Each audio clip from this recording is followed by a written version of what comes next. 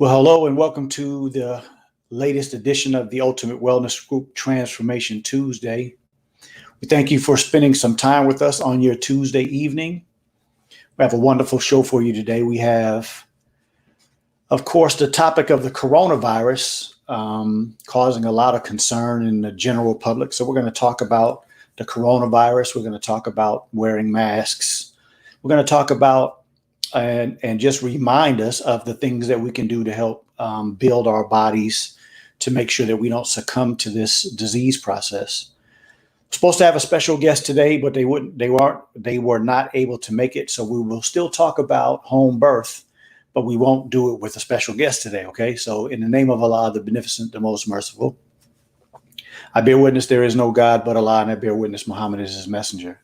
I further bear witness that God came in the person of Master Fard Muhammad, raised one from among us, who gave us this beautiful book behind me, How to Eat to Live, which is the foundation of everything that I talk about here on the Ultimate Wellness Group Transformation Tuesday.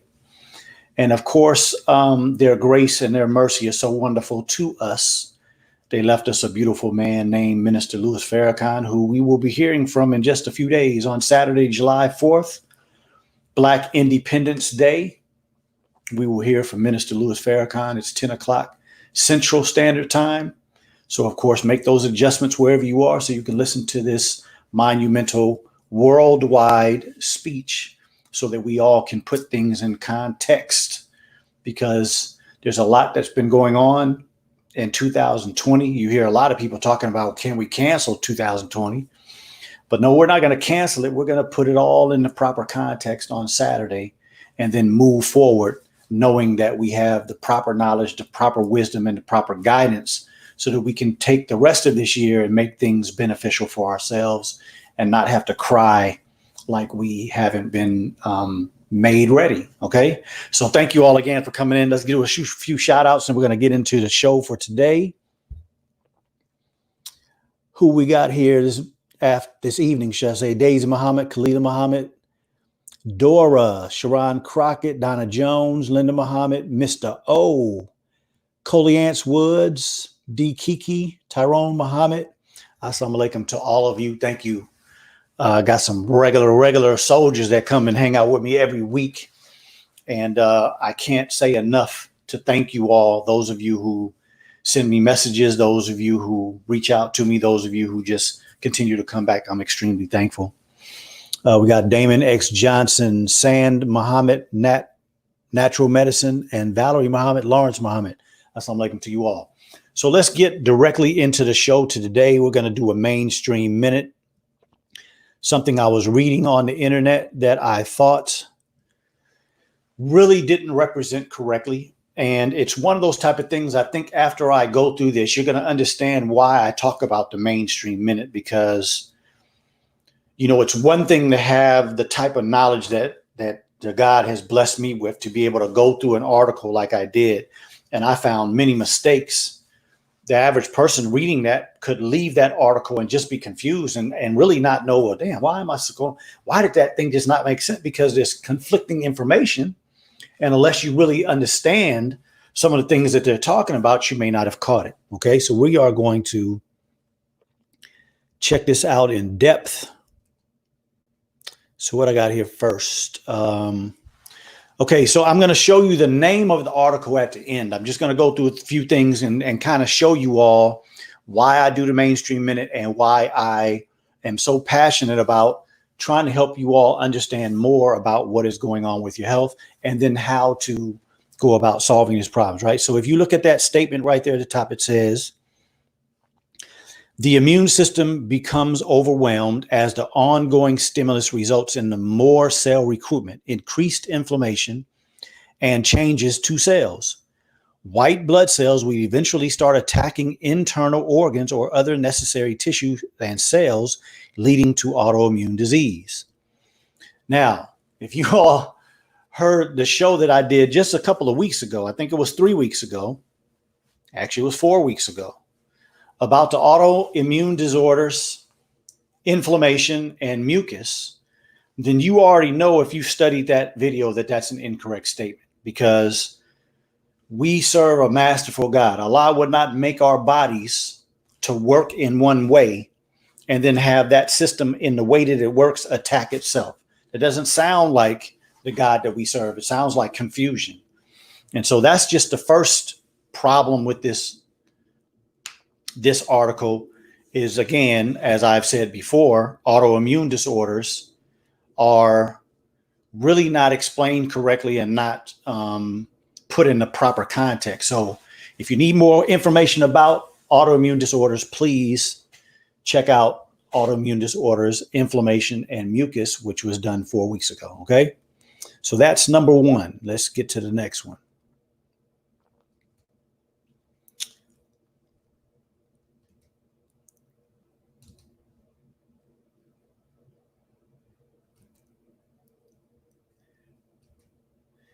Okay, what we got here. And you know what? Before I go any further, I got to do this. I got to give a shout out to part of my team. I told you all last week that I had a few medical students, and I shouldn't say medical students. They are students that have a future desire to be doctors.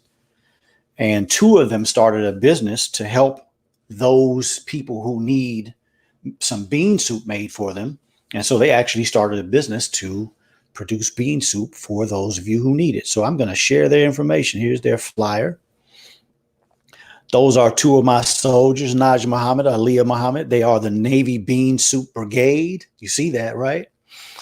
And you see down there at the bottom, it says, How to Eat to Live, Book 1. This bean he valued to be very high in protein, fats, and starches. It is a safe food for prolonging life.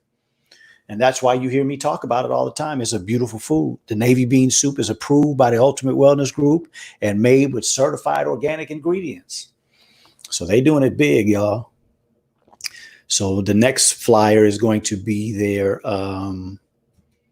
contact information. So for any of you that are interested, any of you that need some bean soup because you either don't have the time to make it yourself or you would like for somebody else to do it for you, these young ladies are going to do it in the right way and set you up. Okay, so there you see the prices, and you also see the contact information down at the bottom. So what I'll have to do next week is I'll have to make a little, a little ticker at the bottom. But for today, I'm just going to tell you the number. So anybody that's interested, you can reach out to Najee Muhammad at 832-863-8934 or Aliyah Muhammad at 713-557-7785. So those are my sponsors, right? Those 2 beautiful sisters who are going to take good care of you all. And I will say that they do a wonderful job. Their bean soup tastes good. And it's going to have the type of ingredients that I am sure will not only taste good, but will help treat your body correctly and help you get the type of health that you're looking for. Okay. So I had to do that because I forgot to do that the last couple of weeks. So let me give a few shout outs and we're going to get right back to the show. EP Hope, James Bree, Darina Muhammad, Nundi Patrick, Selena Muhammad, Cedric Milliner, and Christine Crowder. Thank you all for coming in, and assalamu alaikum to you all. Okay, so let's get back into this article because I really want you all to see the rest of this. What we got here? Okay, now, if you look here, you see under skin, they say, you may be surprised to learn that skin is your largest organ. And then right down 2 paragraphs later, it says liver. The liver is your largest organ and the primary organ for detoxification. Those are conflicting statements. How can they both be the largest organ? And so again, the average person reads this, doesn't really catch on to it, and you get to the end of the article and you're like, damn, that's confusing as hell, because it is confusing. The skin is the largest organ of the body. The liver is the largest internal organ of the body. So it's just a little bit of clarification. I'm not trying to knock these people. I'm not trying to put them down. I'm just trying to use an example of how, if we're not astute, if we're not very scientifically educated or at least informed, we can go to some of these articles and some of these videos and really get confused and then leave and not really understand why we're confused. Okay. So that's why I'm going through this. That's why I'm taking my time and making sure that you all have this information, because I think it's very important. So next is the kidneys. I did a program not too long ago about fasting, and we talked a little bit about the kidneys. And so this statement says, under kidneys, the kidneys are the primary defenders against harmful external toxins entering the bloodstream. And that is actually not accurate at all, because the kidneys can be considered either secondary or tertiary, meaning that they're second or third defenders. Why would I say that? Because when you're talking about toxins coming in the body, the same way that an infection comes in the body is the same way most of the toxins come in the body. They come through right here and here. So whether you're breathing or eating, drinking, most toxins don't come through the skin. Some can come through the skin, but most come through here. But we're talking about defenders against those harmful toxins. The first would be the immune system in these regions. The second is going to be mostly the GI system. And then once those things get into the bloodstream, we would consider the liver secondary. And then most of the things that make it to the kidney is tertiary. Why? Because it actually comes from after the liver has already done some things. So no, the kidneys are not the primary defenders against harmful external toxins entering the bloodstream, because the kidney is really the evaluator of what needs to be released in the urine, meaning that it's a water-soluble toxin, but most of those toxins have already been adjusted by the liver. So I hope that makes sense why I brought that up. That is another thing that could cause confusion if you are reading this article and really don't understand the body in its totality. So I hope this makes sense. All right, today we're on the mainstream minute. I haven't done the mainstream minute in a minute, but I had to when I read this article, because I was really thinking about some of you. And if you were reading this article, how would you come out after reading this article?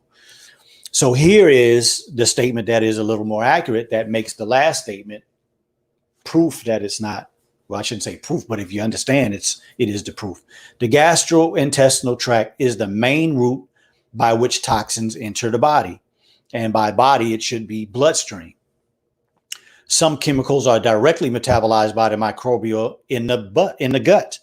Toxins can inhibit bacterial growth and cause dysbiosis. Cleansing these toxins from the body can help improve the gut microbiome.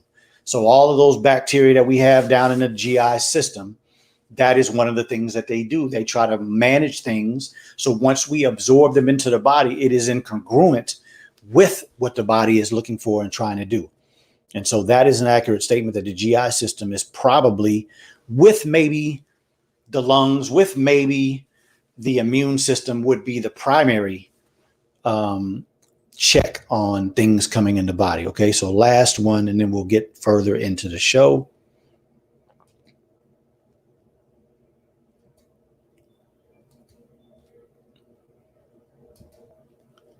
Okay, that's not the last one, because the last one is a little other information. But here is the article, the 8 reasons to cleanse your body and how to do it right. Again, so it's not a knock on this author. It's just clarification so that people can put the information in a proper place so that they won't be confused when they finish. Okay. And so here will be the last one. And then we'll move on to other aspects of the show.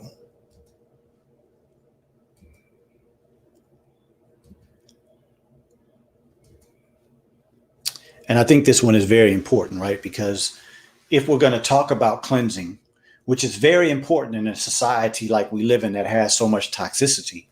But here I have to put this statement in the correct context, because as you all know, How to Eat to Live is the foundation of this show. And so based on my life and other people's lives and other people that have had medical problems that have improved, we can start to say that this is the best book that you can read when it comes to your health. So here's a statement. With the vast number of toxins to which we are continually exposed, it is critical to cleanse. Our body's natural detoxification system cannot keep up with today's toxic burden. And so I agree with the statement, but there should be a caveat to that statement. For good health, we must take steps to remove these toxins from our bodies. Let's look at the top 8 benefits of cleansing. So now they go into all those things, right? But the statement shouldn't say that our detoxification system cannot keep up with today's toxic burden, because today's toxic burden depends on what you do and how many toxins you bring into the body. So let's just use a couple of examples, right? Let's say that somebody works at a chemical plant and they smoke and they drink and they eat a lot of fast food. They eat chips, you see them eat Cheetos, Doritos, and hot fries and drinking soda. That person is overwhelming their system. That person does have a toxic burden that overwhelms the system. And that's why when you hear me talk about the causes of disease, I say that there are 3 causes of disease, and that is toxicity, dehydration, and malnutrition. I'm so convinced of that because when you solve those 3 things, you eliminate disease. And so again, those of you who hear me talk about a healing journey versus a health journey. Well, if you have medical problems and you address toxicity, hydration, and nutrition, then you start to see medical problems going away. And if you just have a health journey where you have good health and you want to maintain it, you have to keep yourself out of those 3 problems in order to maintain that health and continue to have good health as you go down the line. So our natural detoxification system can definitely keep up with your toxin load if you follow this. And what does he say? If you eat 1 meal a day and you eat the right foods and you fast 2 or 3 days out of the month, you will not have enough toxin in your body. He used the word germ. I'm using the word toxin, similar or maybe the same, but you will not have enough germ to cause disease in your body for 1 hour. If you eat 1 meal every other day, you will not be sick but 3 or 4 years. That can't be a chronic problem. If you eat 1 meal every 3 days, you will never be sick. So he's given us the blueprint that tells us that this information is not accurate. This information is accurate to those who may still have some ignorance and may not totally understand how this body works. So hope you all understand why I discussed that article. I think it's important for you to always manage yourself when you are going to public information, right? Because when we are going to public information, it's either because we have a desire or because we're trying to inform ourselves, right?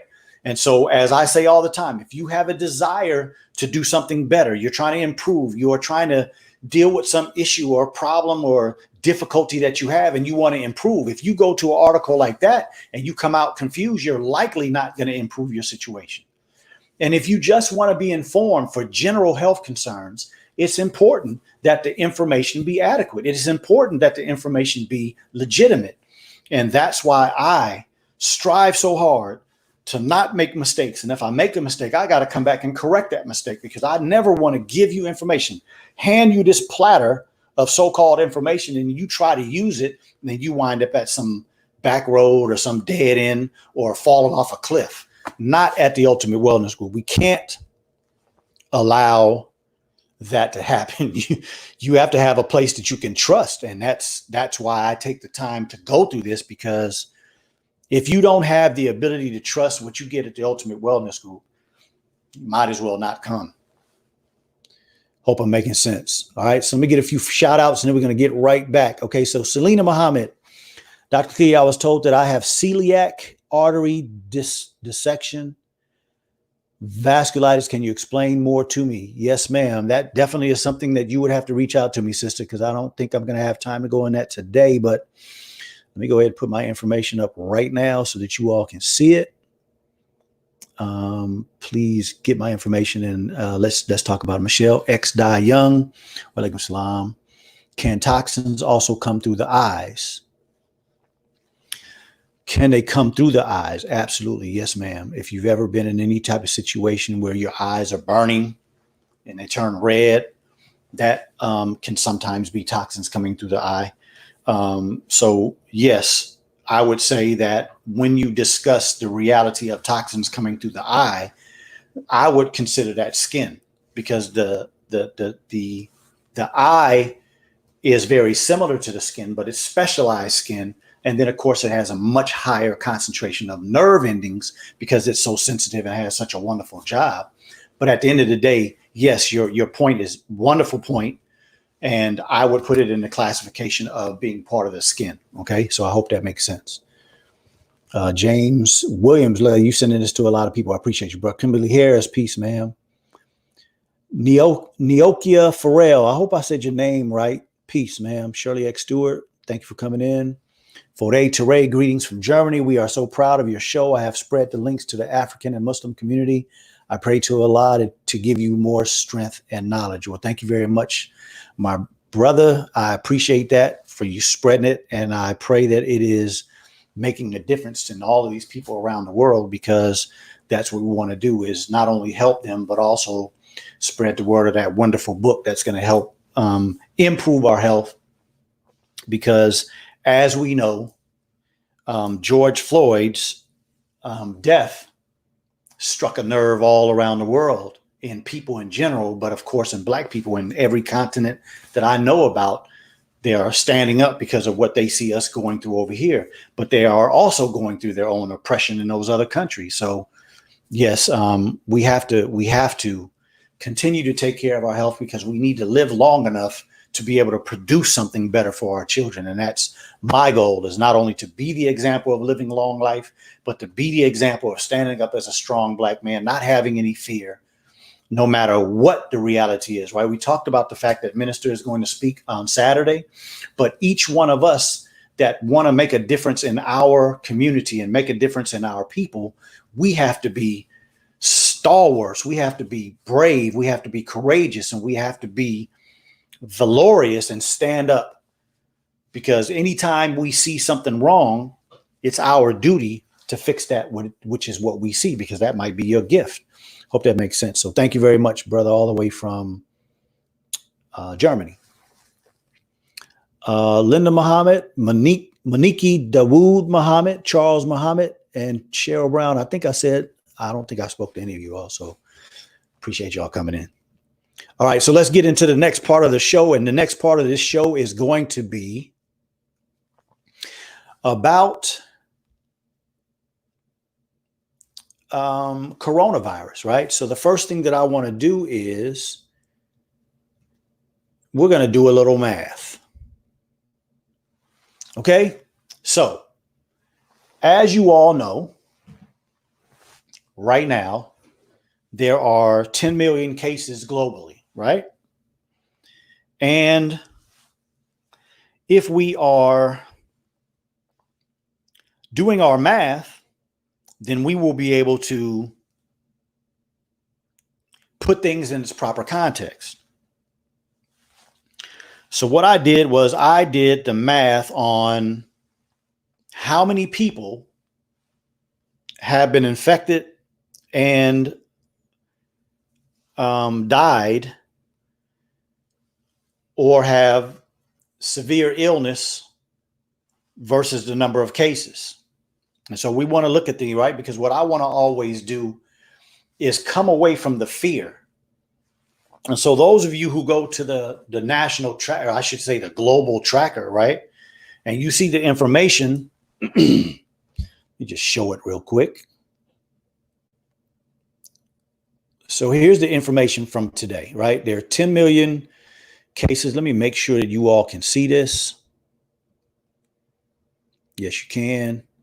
Good. So we are in the midst of 10,500,000 cases, right? And the number of deaths are 510,000. So when we go down a little bit further, you see the active cases. What does it say? Active cases, 4,205,347. And of those cases, there are 4,263 cases and 263,065 cases.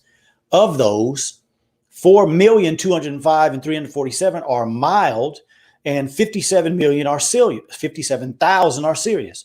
But look at the percentage. See, that's what I really want us to I mean, we can always calm ourselves down if we look at things and put science on it.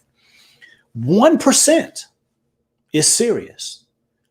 So how many of you would take 99% odds versus 1? Take that every day, right? If we're talking about the stock market, if we're talking about just any old aspect of our life, and somebody says you have a 99% chance if you do such and such versus a 1% chance if you do such and such, we're all going to take the 99% chance, right? Closed cases. So we're talking about globally, right? 238,128 cases, 92% recovered. So active cases now, 99% mild. Cases that are already closed, 92% chance of living. See, if we put things in proper context instead of watching this news every day and letting them infiltrate your mind with what they want you to think, then we have the ability to get a better, I think, grip on feeling comfortable. I do not watch the news. I don't watch the news, period. I go and find my information to put things in proper context in my mind. So what did I do? I looked at the United States because that's where most of us live. But each one of you, no matter what country, like somebody talked about coming from Germany. Somebody typically comes from Hawaii. I have some that come and watch the shows from London, from Britain. So each of you should go to this and do the same thing that I'm about to do so that you can feel comfortable in what is going on in your part of the world, and then put yourself in statistical reality in the whole world totally, right? So here it is that there are approximately right about 328 million people in America, and there are now currently 2,699,554 cases. I just rounded it to 2,700,000. Makes sense just to round up a little bit, right? Your chances of catching the coronavirus right now in America is 0.008%, much less than 1%. So why are people running around going crazy? And I said when I opened up the show that this is the second wave, and I can't remember who it was, but somebody said that they think it's still the first wave. Well, my understanding is that the numbers did dip.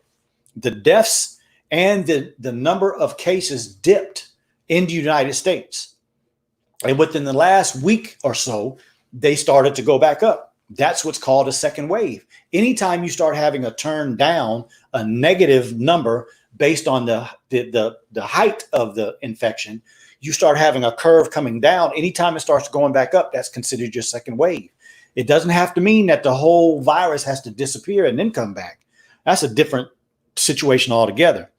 Okay, so I just wanted to mention that. Now, I also wanted to mention the active cases versus serious or critical right now in the United States, right? So we have 1,446,321 active cases in America right now. And there are 15,864 of those that are critical. When you do the math, what does that come to? 0.01%. So we're talking about a very low chance of any of you getting the infection.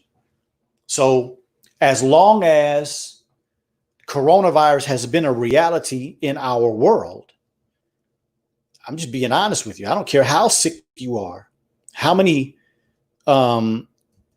medical problems you have, no matter how many pre-existing conditions that you have.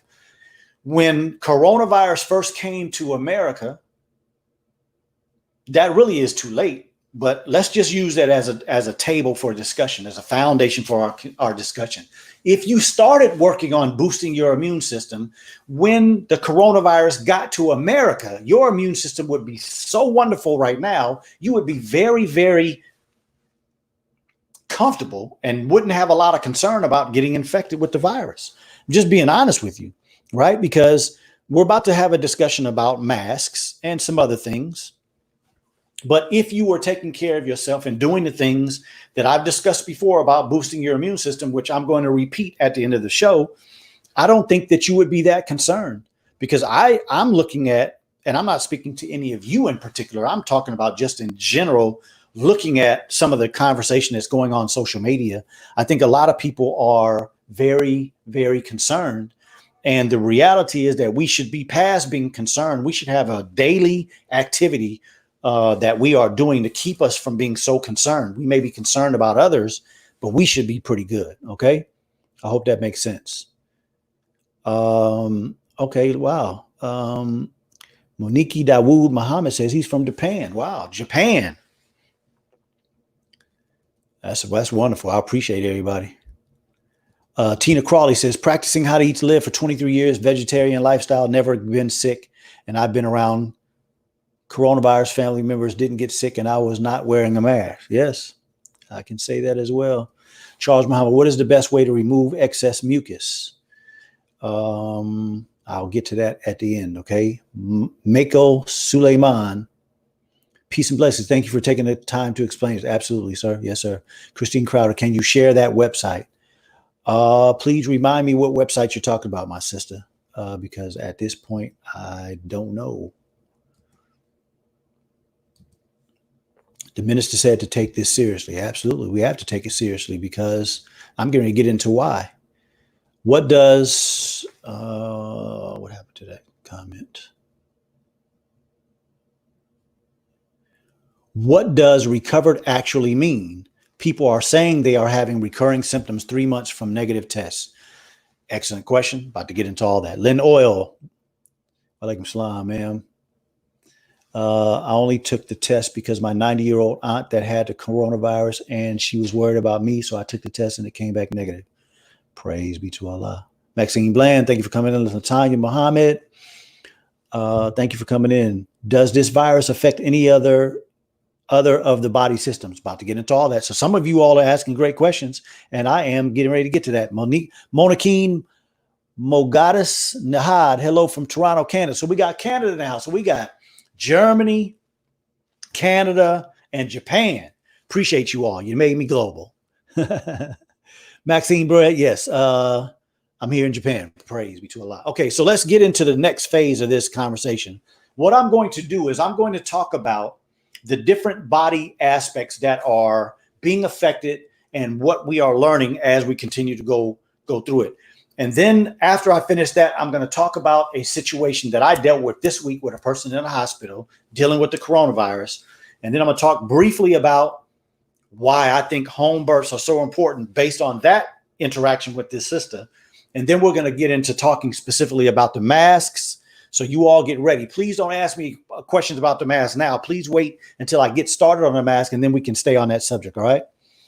The stats you were reading from okay. So that is the global ticker. If you just do a search for the global coronavirus ticker, that website will come up. And what I will do, sister, is before we get out of here, maybe I can give you, hold on, if you all don't mind, just give me just a second. I'll pull it up for you. Okay.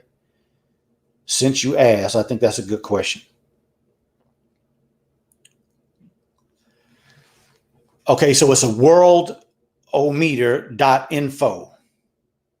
Worldometer. So WORLD meter.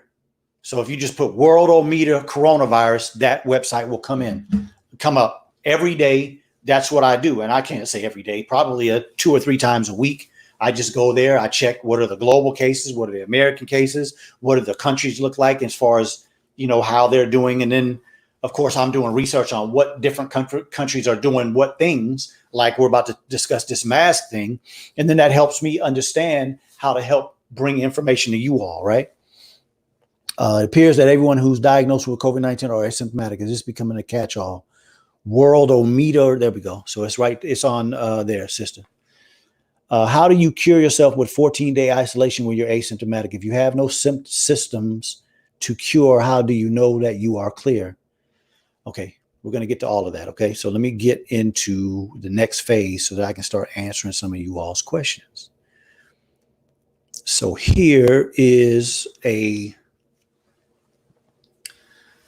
This is a article that I thought was pretty good. I thought it did a good job of presenting information, not as if somebody is an expert, but just information to help people in general understand what we are learning as we continue to go through dealing with this. And of course, as you all have heard me say before, I'm not going to sit here and tell you that I'm an expert on coronavirus. I've dealt with a few cases. I've dealt with quite a few people with it. But at the end of the day, this is something that has been produced by somebody in a laboratory. We know that for sure by the things that we're finding out about it.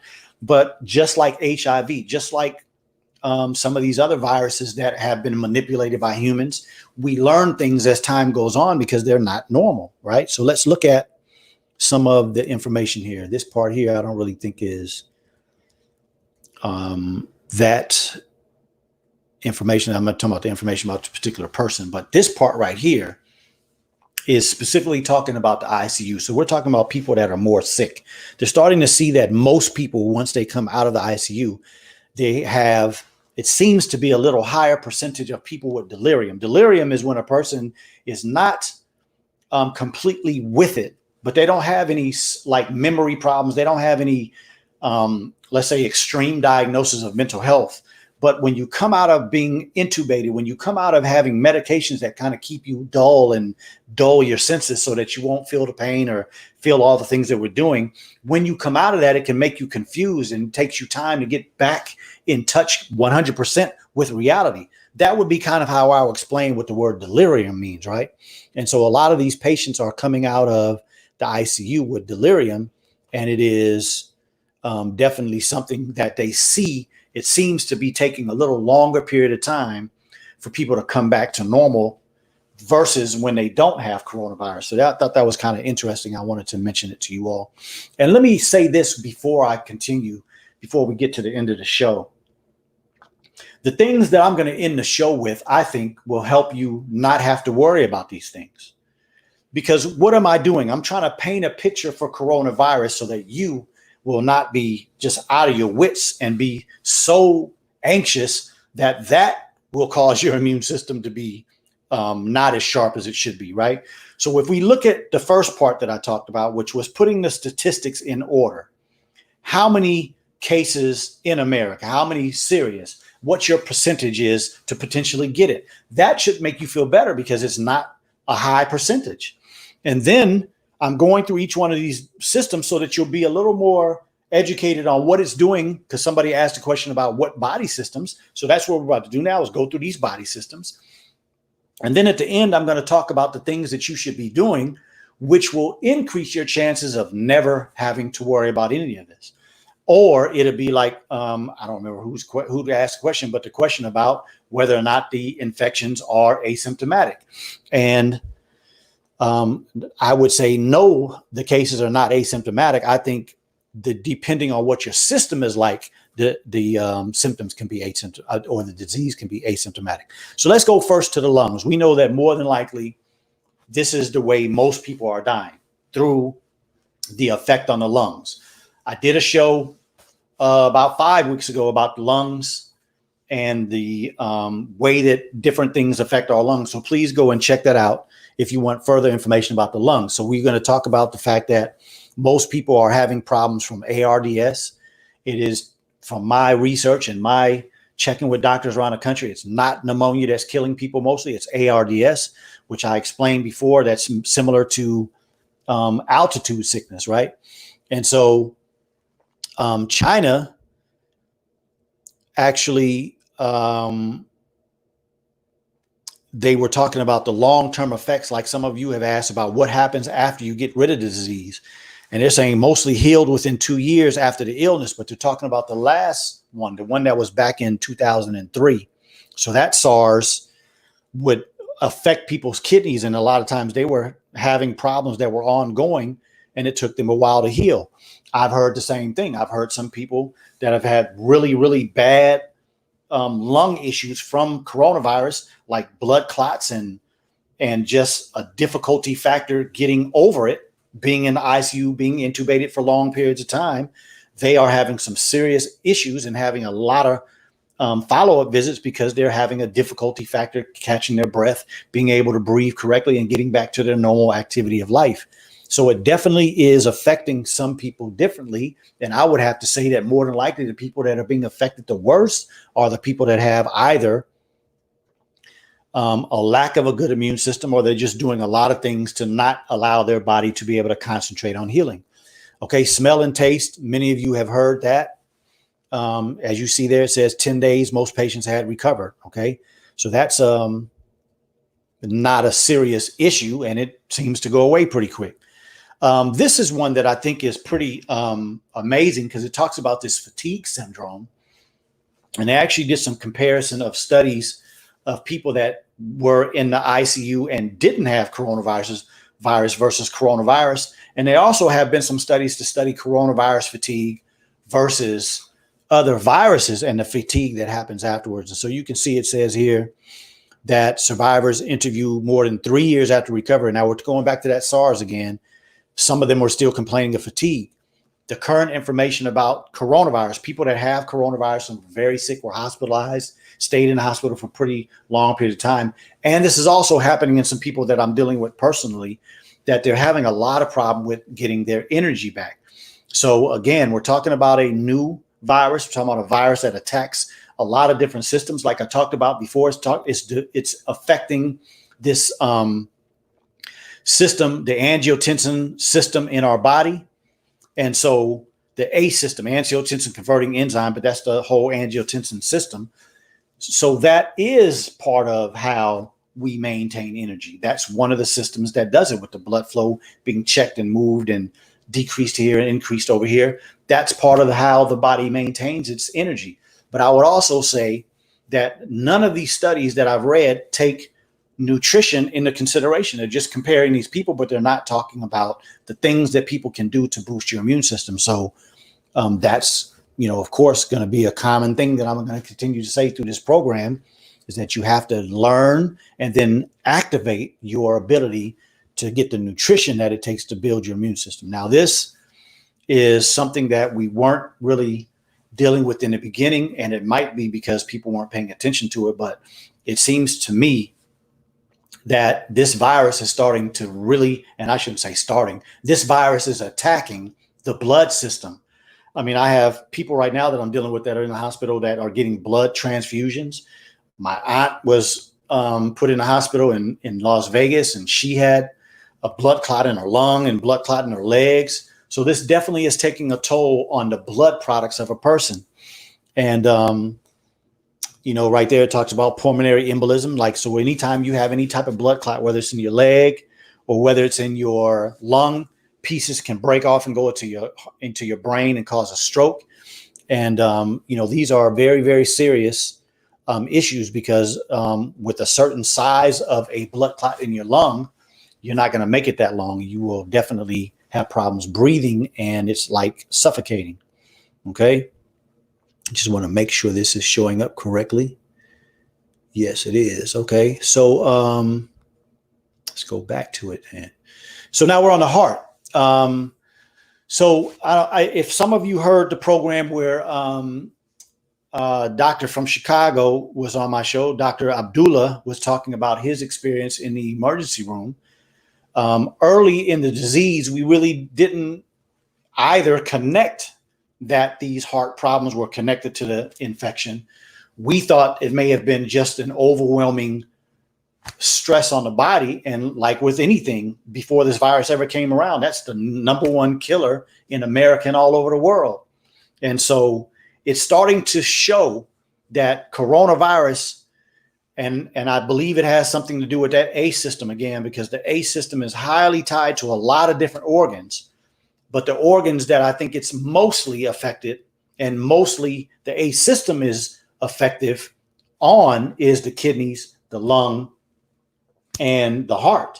And so we're seeing a lot of arrhythmias, heartbeat problems with people that are getting this virus. And I will say this also.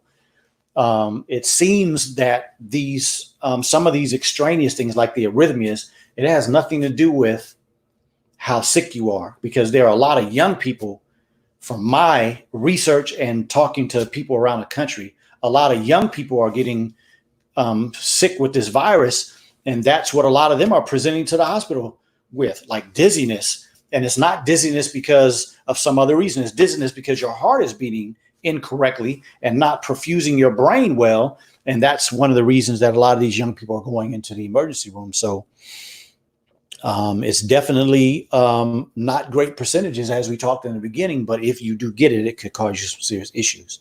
Now, I thought this was pretty amazing. Again, if you see there in the middle in the red, it says interacts with the angiotensin converting enzyme, the system I just finished talking about. For whatever reason, that system is causing an increase in blood sugars.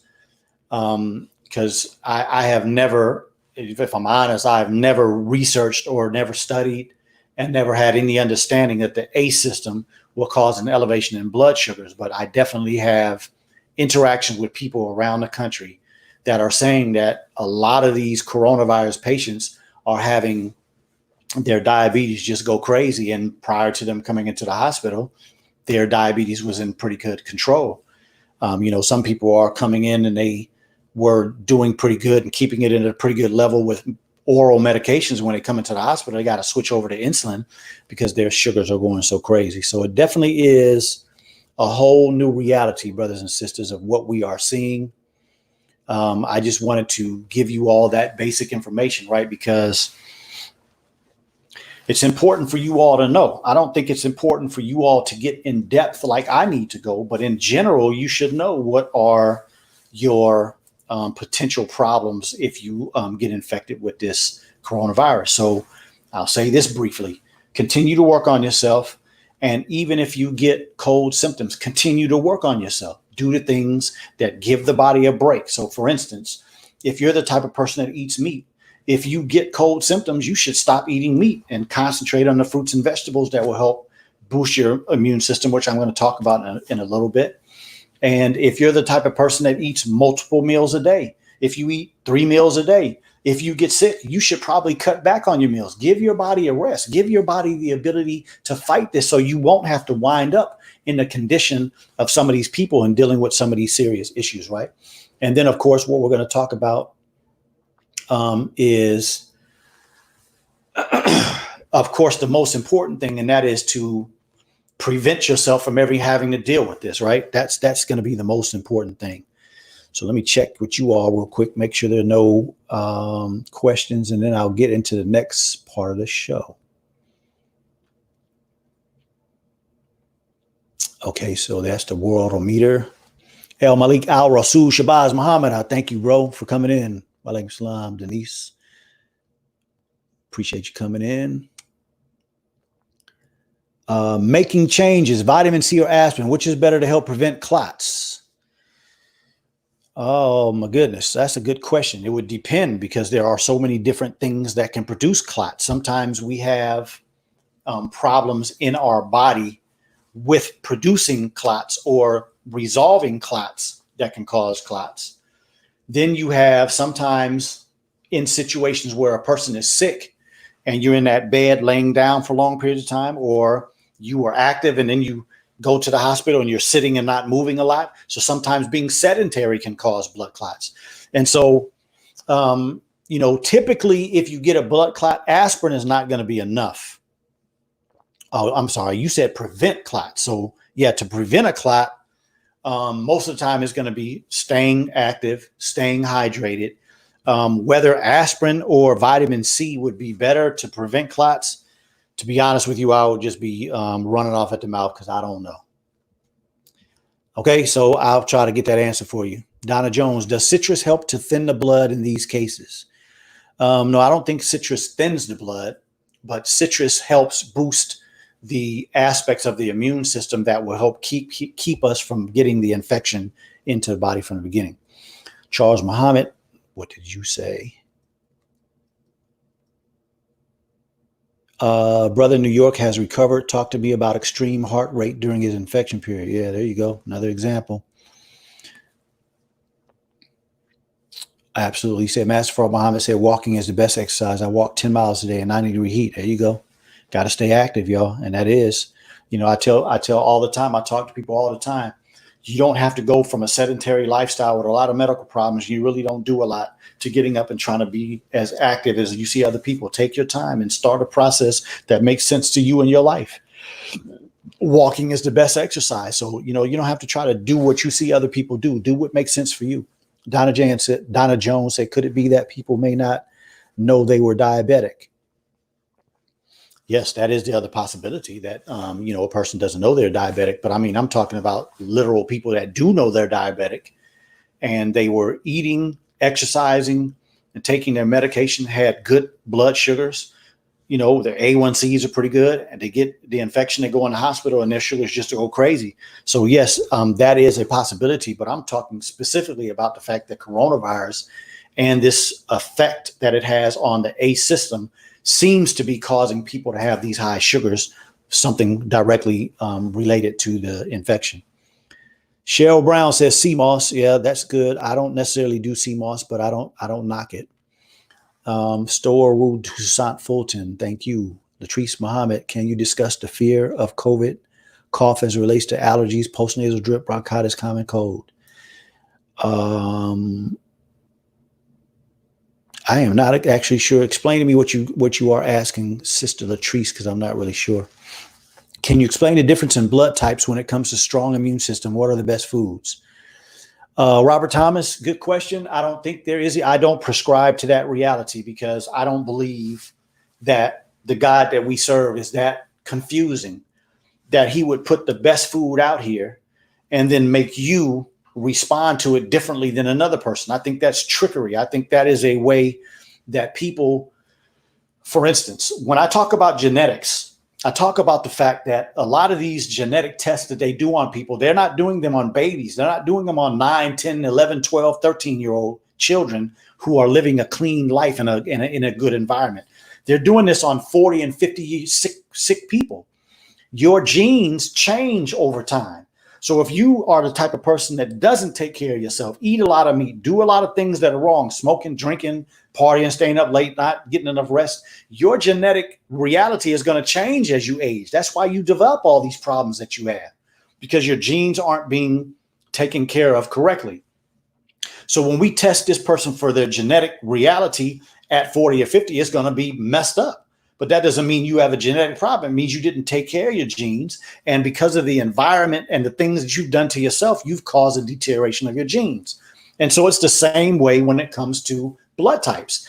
If I test a 40-year-old person who has medical problems, I may see something that's different and causes a different reality in your blood type if you're a type O versus a type A and B, whatever the blood type is. But across the board, if everybody's taking care of themselves directly, I believe, and I've seen this, and I have studied this and experimented with this, I can have a patient who's type A, type B, type O, or a combination of A and B, put them all on the same diet, same food, and all of them do well. So that's just my personal experience, brother. I understand what you're asking and what you're talking about. I just don't prescribe that there are good foods for a particular blood type. So I hope I answered your question. April Muhammad says, I eat every other day and I am never thirsty on days that I don't eat. Should I force myself to drink more than I'd like on those days after I walk? Absolutely not. And I actually believe that maybe you can teach me something, because, when I read that monumental book, the Honorable Elijah Muhammad said, if you eat one meal every other day, one meal a day, the way he prescribes, you won't need a lot of water in between meals. I don't know how to describe that in my own life right now, because I still drink a lot of water. I've done it all my life. And so it's something that I have to work on. So maybe that's something that you can teach me, Sister April. Latrice says, if somebody develops a cough, for them not to naturally assume it's COVID. Okay, I understand where you're coming from now. Yes, I'm going to get to that when I get to the mass section. Okay, Damon X. Johnson, what is the purpose of colloidal silver? Is it an internal medicine or external applicant? It can be used in both ways. Colloidal silver is, if we put it in its right context, in its proper context, as the Honorable Elijah Muhammad says in How to Eat to Live, everything in the earth is in these bodies to some degree. I think all of you would agree that we don't need a lot of silver and gold in the body, but we do need a lot of salt. We need a lot of calcium. We need a lot of oxygen. We need a lot of nitrogen, right? So colloidal silver is very effective at helping us fight infections at very small amounts. And so I see sometimes people are taking, like, let me grab my water bottle. This is my water bottle for today, right? And I see people taking like big old amounts of colloidal silver, and they'll pour it in their water and drink their water, or pour it in something else that they're drinking. And that's not the way colloidal silver works. Colloidal silver, as well as other metals in the body, work at very minute amounts. And the reading and the research that I've done about colloidal silver is that the less you take, usually the better it works. And it's definitely not something that you need to do every day. You can do that 1 or 2 or 3 times a week, even in this climate, and you should be good. And then additionally, on the outside, colloidal silver is good for cleaning things off of the body and attacking pathogens and those things, again, at that very small amount. So if you took some colloidal silver, you put it in your hand, you kind of like wiped your hands like that. You don't need a lot. You put a little on your hand and wipe it maybe till everything is wet, and you'll see. Shouldn't say you'll see, but the studies show that it destroys bacteria, viruses, fungus, all that kind of stuff on your hands, as well as improves some of the systems that you have in the body that are trying to do those things as well. So I believe I answered your question. Let me know. Same here. Thank you for asking that question. Yeah. Okay. So let me get to this next thing that I want to tell you all about. I had somebody reach out to me. Actually, he reached out to somebody else and they sent them to me. And this person was in the hospital in a place where more than likely there are not a lot of Black folks. And so this person has tested positive for coronavirus, and the people in the hospital don't seem to be treating her very well. And of course, she can't have any visitors. So she's pretty much dealing with this by herself and really being overwhelmingly affected negatively by this experience. And so she got to a point after being in the hospital, I think for about 6 or 7 days, where she just wasn't sure what was going on. She was not comfortable because she didn't understand what the plan was for her, right? And so she told the nurse, when the nurse came in the room in the morning, hey, I'm not interested in that medicine because I need to have somebody come and explain to me what's happened. She was in the ICU, came out the ICU, had to go back in the ICU. She was on the floor. So she has been seeing a lot of different doctors. There's a lot of stuff going on, but nobody is helping her really understand what's happening. And so by her telling this nurse that I don't want that medication until somebody comes and explains to me what's going on, they made the distinction that she was refusing medicine and was trying to commit suicide. So now they want to try to get her a psych evaluation. So why am I saying this? Because brothers and sisters, I've been saying this for years. If you go back and listen to a lot of my programs from last year, a few years before, I said that this country was going to have a problem with medical martial law before anything else. And we're literally living in the time, because of this virus, that it's becoming that way. If you go into a hospital, you are subjecting yourself to the way these people think, and they could give a damn about what your desire is. And she is a perfect example of that.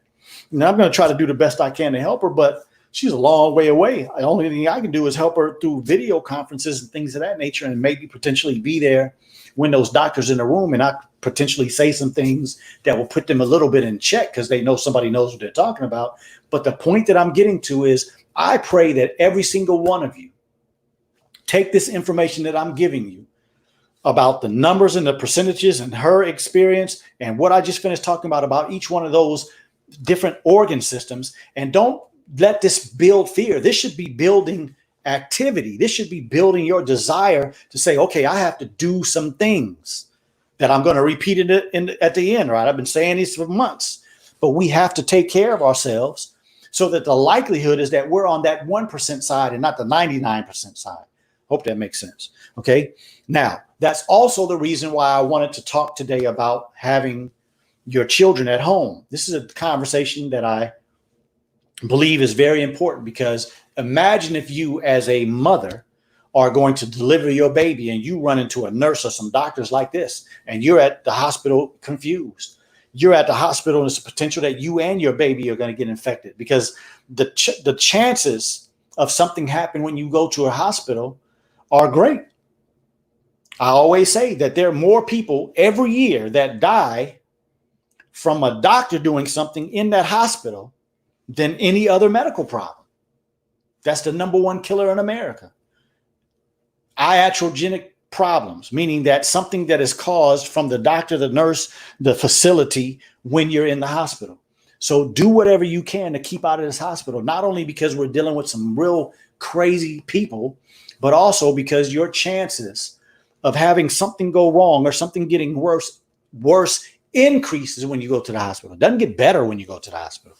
So yeah, your brother here is going to tell you the truth. That's what the numbers say. Okay. So let's get to the mask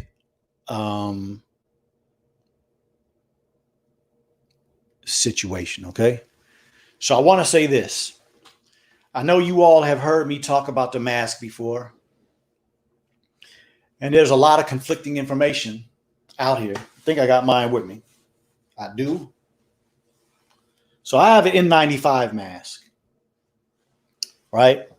And some of you have seen the N95 mask that got the little plastic thing on the side. They're pretty much the same. I like this better because this doesn't soil as fast as the ones that have the little thing on it, right? Some of you may see masks that have K95 on it. They're pretty much the same. That just means that it came from China. The K, that's all it represents. So what is the reality of this mask, right? Every single one of you, I can put this in a context where you can really understand it very well, right? How can I do that? If I was talking to every single one of you person to person, and I started doing this, getting closer to you while we're talking, you know, because you've been around a lot of people in your life, that the closer I get to you, the more likely is that I'm going to spit on you while I'm talking. Doesn't that make sense? And it's no different when we're talking about coughing, sneezing, and, you know, whatever else people are doing, breathing hard, whatever the case may be. If I have this mask on, it doesn't make a difference how close I get to you. The likelihood I can spit on you is a lot less. Actually, zero, I'm going to spit on you, right? But if I'm breathing hard, let's say my mask is on, right? My own mask is the way I wear it. There's not a space there, right? I usually don't put that bottom part on, but it's still pretty snug around my face. Hope you all can hear me. So what is the reality when I put that mask on? Just like you can't hear my voice, much less of the spray, or, you know, when people talk about the ability to put this in the air as a respiratory droplet. Yes, that's the reality of it. That's how you spread most viruses, through a respiratory droplet when you cough or you sneeze or you're talking to somebody all up in the face. So if you are wearing a mask and the people that you're talking to are standing right here next to you, you're in a little closed knit group of people and you're talking to each other. If you're talking enough and if your mask is not gripped to your face, there's a potential that you could be spreading that even with the person with the mask. You still have to breathe, right? When you breathe, where is the air coming from?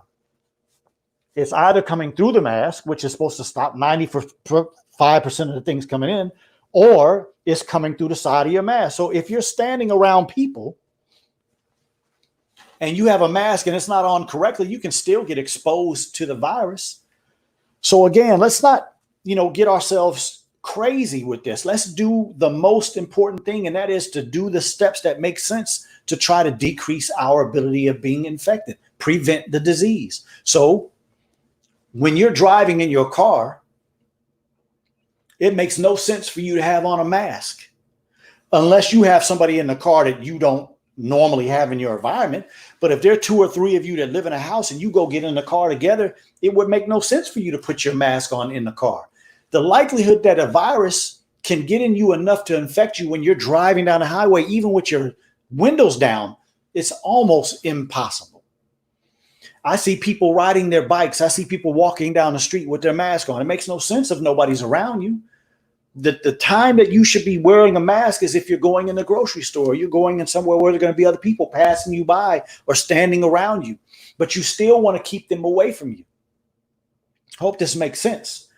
But to wear a mask in environments where there's very little possibility that you can be exposed to something is not logical.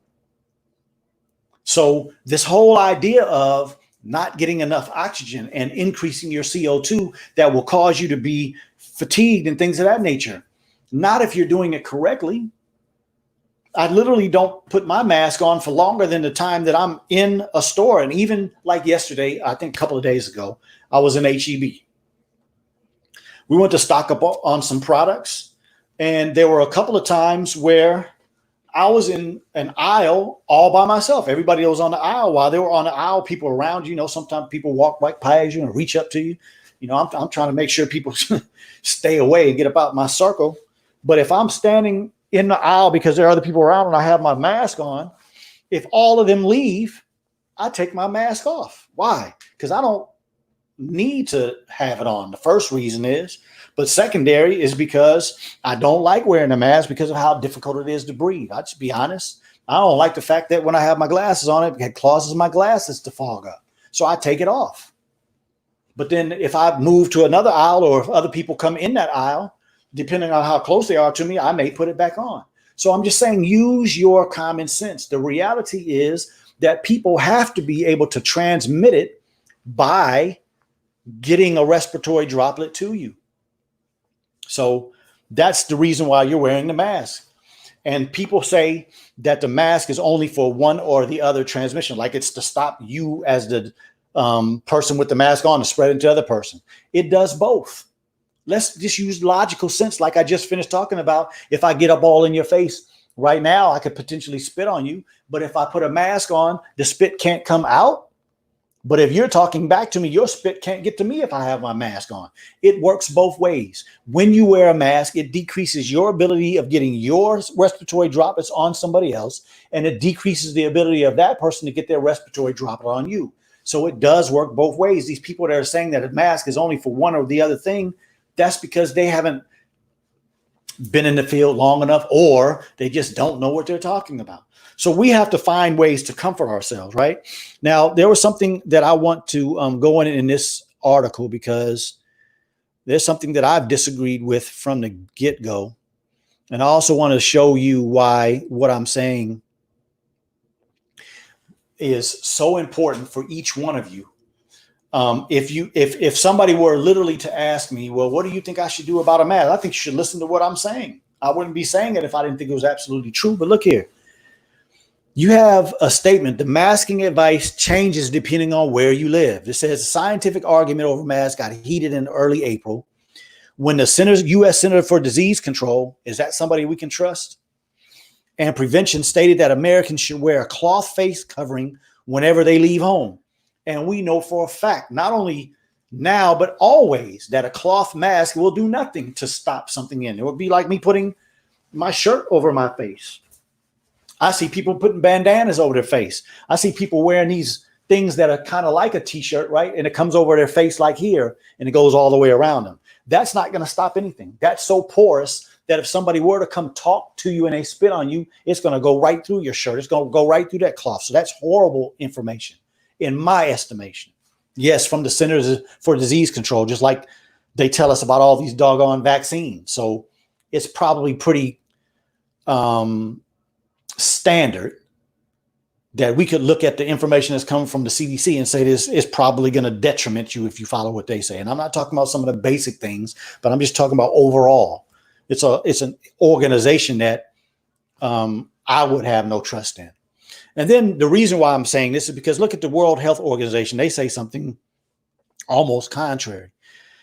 Meanwhile, the World Health Organization remained neutral on masks, pointing out the risks and lack of evidence associated with homemade cloth masks and making it clear that medical masks should be reserved for healthcare professionals. So there again, if you take advice from me, I'm saying something different than both of those organizations. And that is because, I have to be honest with you all and tell you the truth as I know it, and also the truth as my research gives me the comfort in where I live and have the comfort in giving you information. Okay. So I hope that makes sense. I hope I answered some of the questions. You all let me know if I answered some of your Mass questions. Okay, so Robert Thomas said, I answered the question. Thank you, brother, for the good question. Mako Suleiman, I pray that I'm saying your name correctly. You said it's weird, but when I am outside here in Philadelphia, it's almost like you can feel it in the air. As in Michael. Okay, Michael Suleiman. I apologize for messing up your name. You said it's almost as you can feel it in the air. You know, that's amazing that you mentioned that, my brother, because I was having a conversation with a friend of mine, and he was talking about the fact that, you know, if he wakes up in the morning or sometime during the day starts coughing, of course his mind immediately goes to, damn, do I have it? So yeah, sister, I forget what sister asked, but you asked it earlier about the cough and all that kind of stuff. When you inundate yourself with this type of information, when some type of a situation is like this going on in the world, that's just going to be natural. You're going to tend to that. I am a physician. I don't think I'm going to get sick. But if I ever am just, you know, out working or I'm in some situation, I start coughing, like, damn, was I near somebody? Did I get infected with that? I quickly, you know, come to some other type of conclusion, but it does come to my mind as well. So yes, I mean, that is something that we can think of. What I will say, brother Michael, in your statement is that what I have noticed is that there have been really, really thick chemtrails since this whole thing has started. And so I know that that is part of what is depleting people's immune system and also increasing people's chances to getting this infection. Sometimes you can literally, on a real heavy chemtrail day, like it was here in Houston today, when you're driving down the street or just when you're looking, it looks thick, it looks like clouds. And you can literally sometimes just feel like you're not really getting in a good deep breath. So I do believe I understand what you're saying, bro. Let me know if I'm inconsistent with what you are trying to say. Sharon Crockett, thank you, ma'am. Do the water, Michelle X. Die Young says, do the water particles from the coughing, sneezing, sweating linger in the air? No. And that's the thing that, excuse me. And that's the thing also, the information that will help us be a little more settled, right? If I spit, water is heavier than air, right? When we're breathing all of this around here, this nitrogen, oxygen, argon gas, and other type of gases that are floating, very light. Water is heavy. It's going to drop just like a raindrop. So when we have a respiratory droplet, the reason why it's coming out, the reason why it can be passed to another person is because it's coming out with water. It's going to drop. And that is the whole premise. You know, initially they said 6 feet, and then people started saying it should be 13 feet. How far a person can transmit something, it depends on the force that it comes out. If I'm coughing hard enough, I could potentially transmit it 10, 15 feet. But if I'm just talking, like I'm talking, you know, we're pretty much, let's say if I'm talking with a lot of passion, I'm really loud and I'm really, you know, animated, I could potentially go 6, 8 feet. And so that's all it is. Wherever it's going, it's going to go, and then it's going to start to drop. And so we don't have to worry about these things lingering in the world, in the air for a long period of time. That's just not the way a virus can do. A virus is heavy enough where even if they put it out in the air, it's going to drop. It has to drop because it's heavier than those gases that I just finished talking about. But then in addition, if they were to put it out in the environment, the wind is going to blow it and separate it and put it into wind patterns. And so the likelihood that you can get enough to infect you if your immune system is in good shape is less likely. Okay. I'm not saying it's impossible because this is a new thing, but less likely. Okay. Chantel Muhammad says,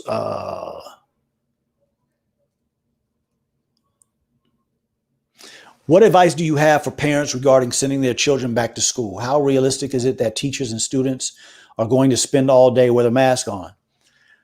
Excellent question, sister. I would say if I had small children and they were in school age years, they're not going out of my house. Either we're going to do some online classes or online reality, but until I feel safe, and I'll just be honest with you, I have a certain level of evaluation on my safety, but if I'm just honest with you all, my safety and my concern and my ability to go back into the fabric of existing is going to be based on what the minister says.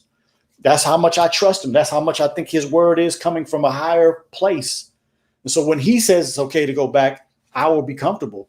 But right now, even if it wasn't for him, I wouldn't send my children back to a school. Not right now, because the likelihood is that a child has a less ability to understand what we're talking about, and a child is going to be less likely to be able to contain themselves. So I wouldn't put my child in another environment with children that they're not being mischievous, they're not being bad, they just don't know.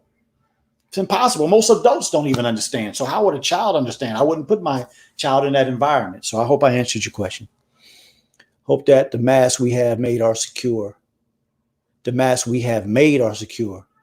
Oh yeah, well, I mean, my contention is that if it's not an N95, I wouldn't use it. I wouldn't use the little surgical masks, the nursing masks. No, I wouldn't. Making change, we trust you. Well, thank you so much. That means a lot. I really appreciate that. Donna Jones, curious what the infection rate looks like in Muslim countries where they're more covered. Yeah, Donna Jones, that's actually pretty good. I'm going to have to do that. I can't do it right now during the show, but I'm going to check that later on tonight. I know the last time I checked, there were some Muslim countries that are pretty bad, and there were some that are pretty good. But that's a good point. I'm going to check that out. But what I will say is if the women are covering themselves with the typical stuff that they typical dress with, it's not going to have any change. Michael, yes, thank you for the great question. Lynn Oil, do you think that wearing a mask while exercising, walking is wise? I don't. But, when I go to the park and I exercise, I'm not going to let anybody get close to me either. Right. So if I'm running in this direction and somebody's running this direction, we're both breathing hard. I'm going to make sure that I'm separated far enough from them that even if they have it, I'm not going to get enough exposure that's going to cause me any illness. Right. I always do, pull-ups and chin-ups when I do my workout. So I'm going to have to be on that bar. I'm not going to be worried myself crazy about somebody just did their sets and now I'm going to come right behind them and do their sets. I'm going to do that, do my stuff, and then do the best I can and not put my hands in my face. So no, I never wore a mask when I was working out, and I'm not telling you not to. If you think it's going to protect you better, you got to do what you think. So when you're working out, if you think it's best and safer for you to have your mask on, because there may be people around you that you're not necessarily sure if they're safe or not, then wear it. Do whatever it takes to make sure that you are safe and that you are not, or I should say that you are doing the things to prevent it, right? But again, I will say it is truth that if you wear this mask for long periods of time, you are increasing the carbon dioxide that's in the body. That's a waste product. It should be getting rid of, and you will decrease how much oxygen. That is proof. I know there's some of these people online that are doing these tests and they have the little meter. I don't care what the meter says, because it takes a certain amount of time before that meter is going to register what's going on, like right this second. That has to get into the blood flow. And then it has to get to the place where you can measure. It doesn't take long, but it takes longer than doing it just for a few seconds. And I know there's some people that are, they're putting on the thing and they're running around and showing you the thing, and then they put the mask on and showing you the thing. Physiologically, when you put on something and you're breathing some of your air back in, physiologically, you have to be putting more carbon dioxide, holding it in the body, and less oxygen because there's less of an exchange. It makes sense, right? If one of you were to come to me right now and you said, Dr.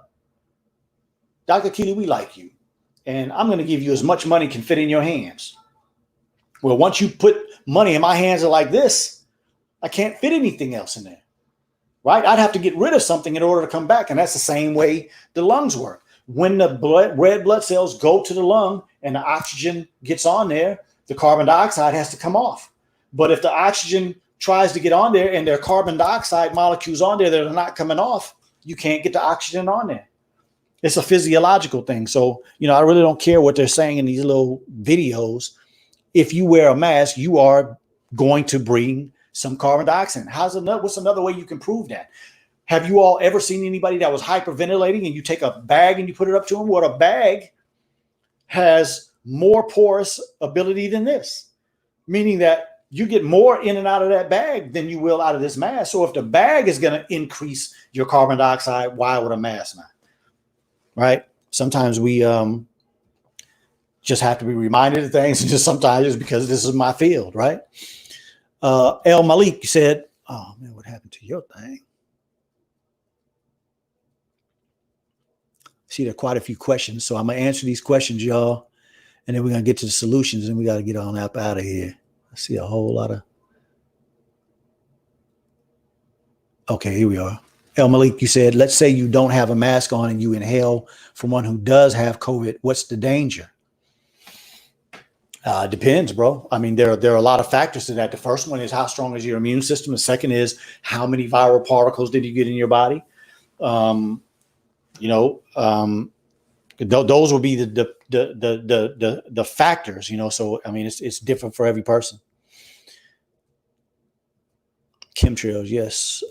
Sharon Thomas, you did 100%. I'm not sure what you mean. Solomon Tafari, thank you for coming. You said, what about tuberculosis? Isn't that an airborne virus? No, tuberculosis is what we call, it's a bacterial phage. It's a little bit different than a bacteria, but it's actually not a virus. It is a little heavier and a larger molecule. I keep hearing conflicting info on whether corona is droplet or airborne. Well, droplet and airborne is the same thing. When I just talked about, the spit coming out, that's airborne, right? But that's also a droplet. And so when people talk about droplet versus airborne, that's how it gets airborne, when you spit, you sneeze, or cough out of your mouth. A couple of you said 100%. What do you mean by that? Shaniqua Muhammad said, indeed, brother, no child of mine is leaving here. They've been home before, and that's right. Got to protect our children. We can't just let as much conflicting information, as much stupidity as we have seen, and as much, I should say, devilishment and demonic reality that we've seen during this virus from our so-called government. You can't trust them. You're going to have to take care of your children to the best of your ability. Can't wait until to hear from. Absolutely. Can't wait till Saturday. What about the KN95? Are they effective? Yes, I think I answered that. The same mask. It just comes from China.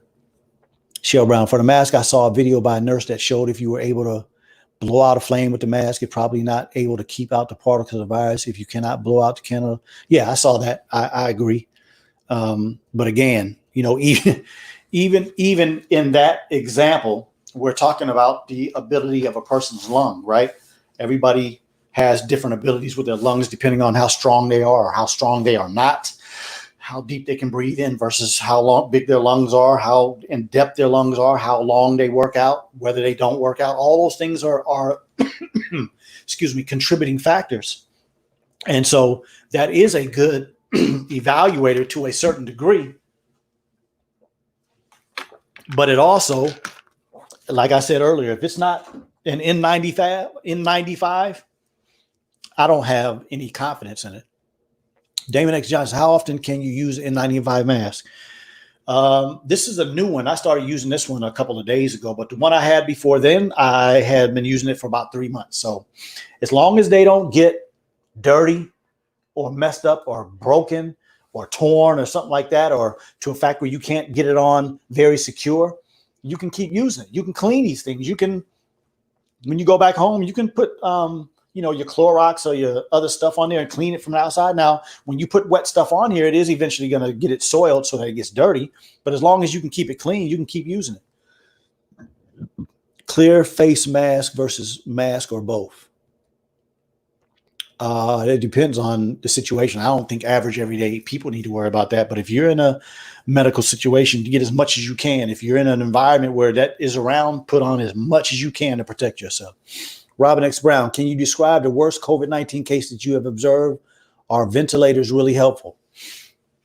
The worst case that I've observed personally would be the one that I was talking to about earlier about the sister, because I don't do a lot of hospital work anymore. It's not my thing. But all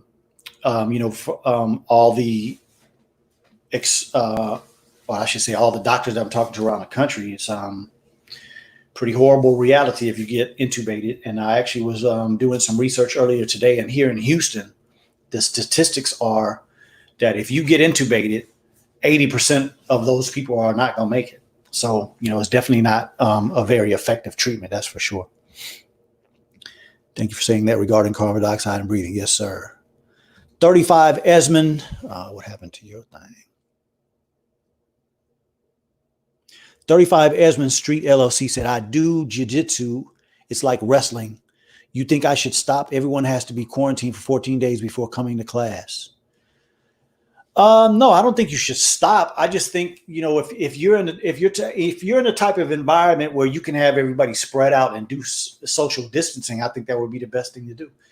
If people are quarantining before they come to you for 14 days, my question would be, how do you know what they're quarantining from, and how do you know that they're quarantining correctly, and what is their environment of quarantine? So if you can clarify that for me, because that would be the major thing on whether or not a quarantine is being done correctly.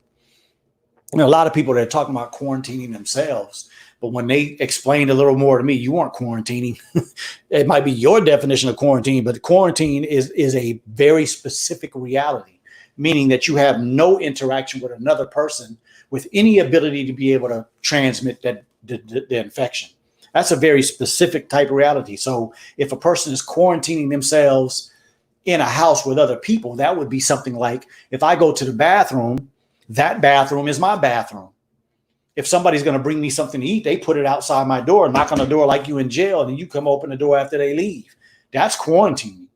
And so I just wanted to clarify that. I'm not saying that like if you were saying something wrong, but I'm saying we have to take things in consideration, because you're talking about a public facility with your jiu-jitsu place, and what people are doing before they come there, bro. A lot of times it's very difficult to evaluate. Melody Muhammad, what's your opinion about these $30 running masks with carbon filters and breathing valves? I don't I don't promote them at all. I don't knock them. There is a reality to how we can build up our systems as far as being able to increase our stamina. That's why a lot of people that are boxers will go up to higher elevations when they're training, because as I said before in one of the other programs on the lung, when I talked about going up in higher environments, there's less oxygen, so your body is working harder to get that oxygen on your red blood cells, and these masks are supposed to mirror that. So if you're a professional athlete, I could see doing something like that, but these average everyday people trying to do that, I don't know what the reason would be. I wouldn't do it. I think I'm in pretty good shape. I could always get in better shape, but I'm not going to use one of those. I'm going to do it in the most natural way I can. Alita Champagne, thank you for coming in.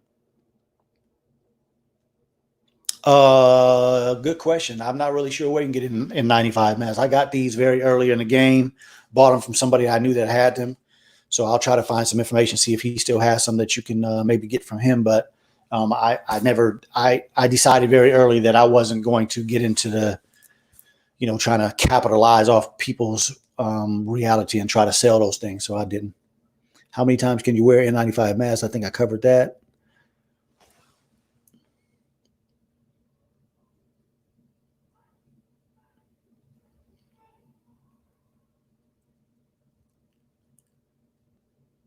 You're welcome, Robin X. Isaac Washington, thank you for coming in.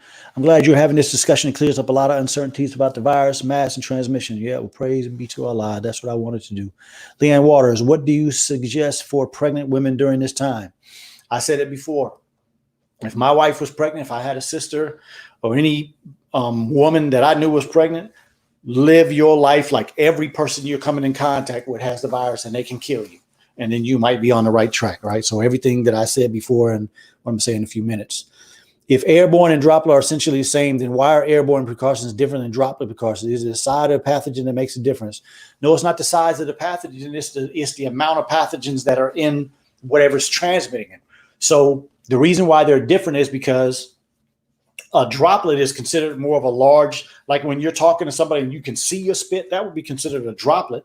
But if you look at some of the pictures online, like if you do a search for respiratory droplet and you look at the images, you'll see a picture sometimes of a person coughing or coughing or sneezing, and you see the spray that comes out. So the small ones would be your airborne and the bigger ones would be the droplet. But in essence, it's the same reality. So that's why I talk about it that way. To get very scientific with people, I think is just a little bit unnecessary. I had COVID and I recovered in 5 days. Malik says, and my body now stronger, it's not being affected by it. Yeah, I've heard some of the same thing. People have seen no different. My daughter is getting married. Is it safe to fly? Yeah, I mean, if I had to fly somewhere, I would fly, but I would make sure that I do the things that I need to do, you know. So I'm gonna get to that in a minute, what we need to do. I ordered N95 mask from the brother, and that does the bean soup times. Okay. Loretta Mahal, where can we get N95? Okay, so anybody knows any information about where you can get the mask, please let everybody know. I'm going to spend the last few minutes of this show on talking about what we should be doing. Number one, as I always say, we should be trying to keep good thoughts. So one of the good thoughts is to stay off of the news. The news is not for your benefit. The news has a propaganda and a point. Everything that they're doing is for a reason.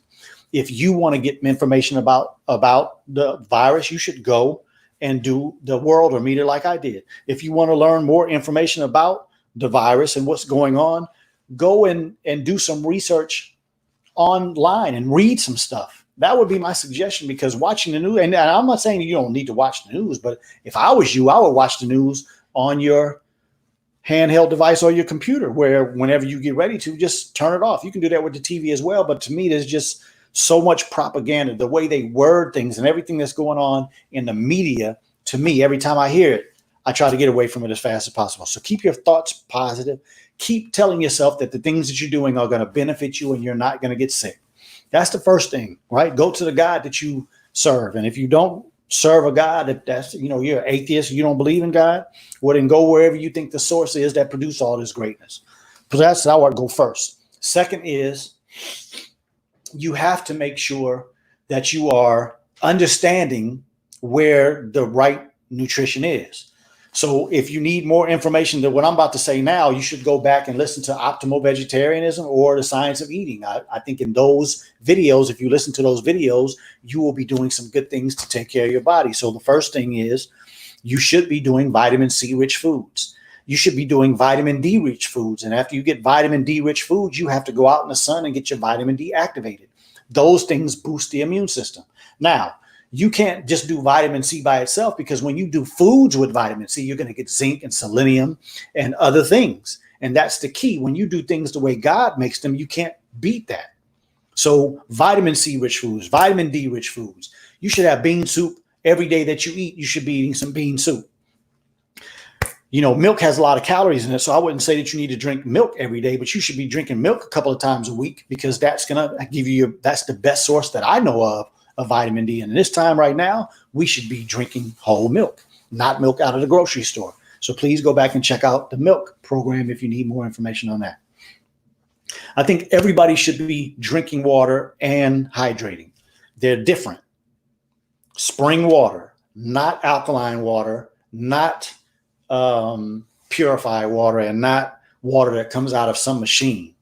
Spring water, and make sure that you are drinking enough to keep yourself hydrated and that you drink some water. Again, on the show that I did with Ben X, I go into, I think, a little bit of information about that. I also think it's on Optimal Vegetarian. I have to finish listening to it, make sure it's there, but I'll put a note in this section of the comments, okay? The fourth thing that I would do is make sure that when you're eating enough vegetables, right? Because your fruit is where you're going to get a lot of your vitamin C, your magnesium, all those kind of things. But you still need to eat enough vegetables to keep you regular on the toilet, because elimination is always beneficial to the body, right? You don't want to be constipated, eating 3 and 4 times a week. I mean, eating 3 or 4 times a day and then having 1 or 2 bowel movements a week. That will increase the toxicity in your body and increase your chances of being infected with this virus. I think it's very important that people should exercise. You have to keep moving.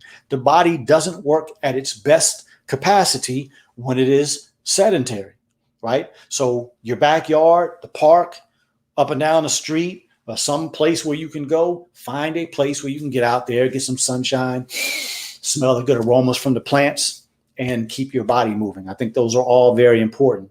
And then lastly, do the things that prevent you from being affected by somebody that potentially has it.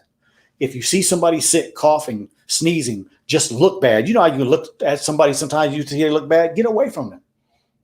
It was the other day I was at the store and I was doing something. This woman reached across me, and I bowled her behind.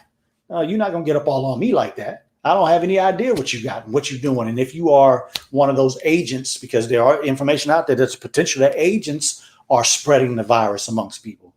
So I'm not going to let anybody get up on me. I'm going to keep myself away from people. But if you come too close to me or you crowd my space, I'm going to get you away from me. All right. So anytime I'm around environments where there are a lot of people, I'm going to put on my mask. But I don't put on my mask in general. I don't put on my mask when I'm exercising. I don't put on my mask when I'm walking around places. I may occasionally come around people, because if I'm walking down the sidewalk and you walking down the sidewalk, either you're going to get off the sidewalk or I'm going to get to the edge of the sidewalk. But I'm not going to get all up on people. And of course, those of us who are healthcare workers, I think, as I said earlier, you got to do everything that you can. So whether it's something that you have to bring yourself or it's something that your facility offers for you to be protected, do everything you can to make sure that the likelihood that you get exposed to this infection is very unlikely. Okay. So I pray that you all have enjoyed this coronavirus update. That is the latest and the best information that I have. And so I wanted to pour that out to you all. And I pray that I did that in a way that is effective. I know there have been a couple of comments that said that they appreciate it and that they think that this helped them. That's the reason why I do what I do. So I thank you all for spending a little time on your Tuesday. I thank you for coming to a place where you can get news that you can use. And I pray that the information that I'm giving you is honest, true, without my ego in the way. And they are things that you can take, apply, and have confidence in. Because I am expecting, as I said a while back, I'm expecting for things to get worse over the next few weeks and maybe even the next couple of months. And so whatever we have to do to stay healthy, whatever we have to do to stay capable, let's do it. Let's continue to support each other in whatever way that we can. And I pray that you all continue to come back. And I should have asked you all to share the show earlier, but anybody that's still on the show, please share the show with whoever you think may need to hear this information. Anybody that may be struggling with confidence, whatever the case may be, share the show, please. And, in a society like this and in a situation like we are going through, it's very difficult to be confident if you don't have the type of activity to make you confident. So keep working hard on your health, because in a society like this, we got to work hard in order to get good health. So lastly, everybody, please make sure you tune in this Saturday, 10 o'clock Central Standard Time, to NOI.org, where Minister Farrakhan will be giving his message to the world. This is definitely not something that we want to miss. It's definitely something that we want to tell everybody that we know, and make sure that everybody on our social media sites knows about, because let's be honest, we haven't had much information that we have been able to rely on. But those of us who are in the Nation of Islam and those who are, listening, the information that the minister has given us, we have been able to rely on since this virus has been around us. So tune in on Saturday. I guarantee you're going to get information that will help you put things in the proper context and will give you the confidence that we're going to make it not only through 2020, but we're going to make it much more beyond, and we're going to be better and greater because of the struggles that we're going through right now and because of how we're being tested and being made better for what we have in the future. So I pray that today was a good show for you all. I pray that you have a wonderful rest of your week, and you all take care of yourself until next time. Peace.